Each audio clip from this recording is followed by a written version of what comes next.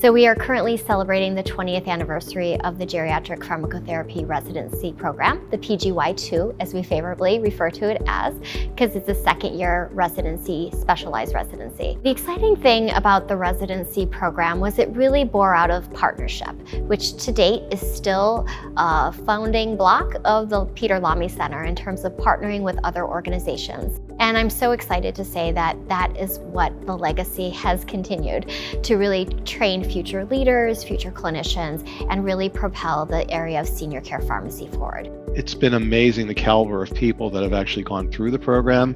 Many are in respected academic and practice positions. They have great influence now over our next set of leaders in geriatrics and in the care of older adults. One of our residents ended up being head of clinical programs for a large national company, and it's just amazing to see where all of these people have landed. I feel this is an extremely important program in geriatrics. I certainly hope to see it continue into the future because I feel it's one of the premier programs in the PGY2 residency opportunities. My name is Chanel Whitaker, and I am the current Geriatric Pharmacy Residency Program Director at the University of Maryland School of Pharmacy, and the program is also sponsored by the Peter Lamy Center on Drug Therapy and Aging. I think this residency program is particularly unique in that because we are a university-based program, we're able to work with a number of health systems and ambulatory care sites. Another interesting point about our residency program that I've noticed over the past several years is that they often go into leadership roles where no geriatric pharmacists exist. So they're establishing new positions, establishing new services for new geriatric pharmacy services. So I think that certainly leadership is something that we want to develop those skills as they're developing these new positions, new practice sites, to really help them to be as prepared as possible to take on these new roles and services.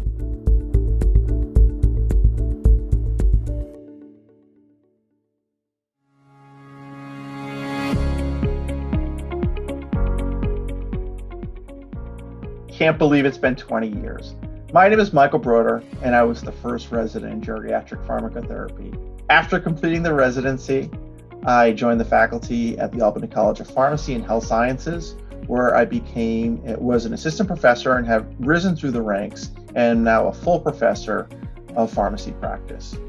I established a program there in geriatrics. Not only do I teach all the topics in the didactic curriculum, but also too, I train PharmD students, geriatric medicine fellows, and nurse practitioner fellows. Hi, it's Amy Blazek, graduate of the University of Maryland PGY2 Geriatric Pharmacotherapy Residency in 2005. Since that time, I moved to Dallas, Texas, and established myself as an educator here in Dallas. I established a residency, helped to co-create an elective. My name is Stephanie Walters Nelson, and I completed my PGY2 Geriatric Pharmacy Residency in 2016. After residency, I got my role that I'm currently in now as a full-time clinical pharmacist for a nonprofit and hospice and palliative care called Alive here in Nashville, Tennessee. My name is Kaylin Clifford. Currently, I am an associate professor of pharmacy practice in the Division of Geriatrics and Pediatrics. I also serve as the advanced practice pharmacist and consultant pharmacist for the Dallas VA Medical Center, specifically in our CLCs, hospice, and also some acute care inpatient geriatrics as well as the Geri Clinic.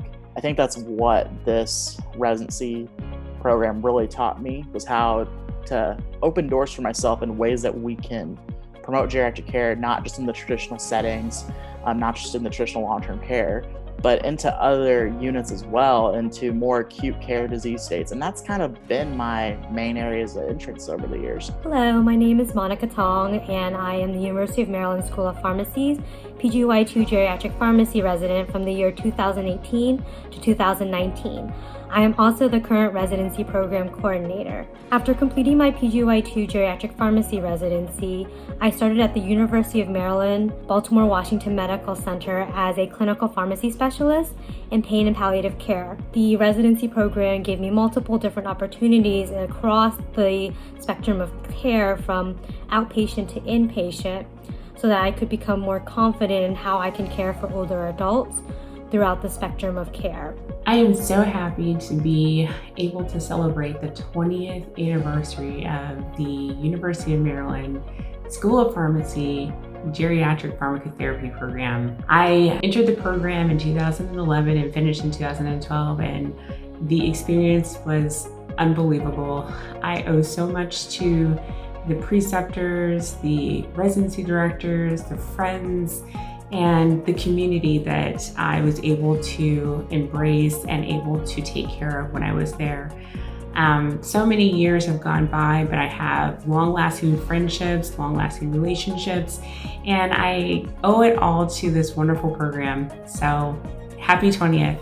Geriatrics can have so many different practice settings, and it's really great in this program that you get to experience that, and you get to work with lots of different teams, be a big part of the interdisciplinary team.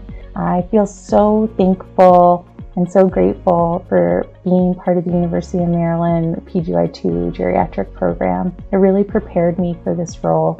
I think that the geriatric pharmacotherapy residency at the Peter Lamy Center is the premier program. As we celebrate 20 years, our 20-year anniversary, I think one of the biggest things that we are looking forward to is transitioning our focus of the program, not only from making the residents strong as practitioners, but also developing their leadership skills. As we move forward, as we celebrate and really look forward to the future, we really want to develop curriculum in the program to help the residents develop their adaptive leadership skills, helping them to develop their emotional IQ, which is helping them to both be self-aware and develop their own personal leadership skills, but also be empathetic and help to develop the leadership skills of other trainees they have, other students they have, but also to be resilient leaders as we go into the future and face, various challenges in the healthcare system.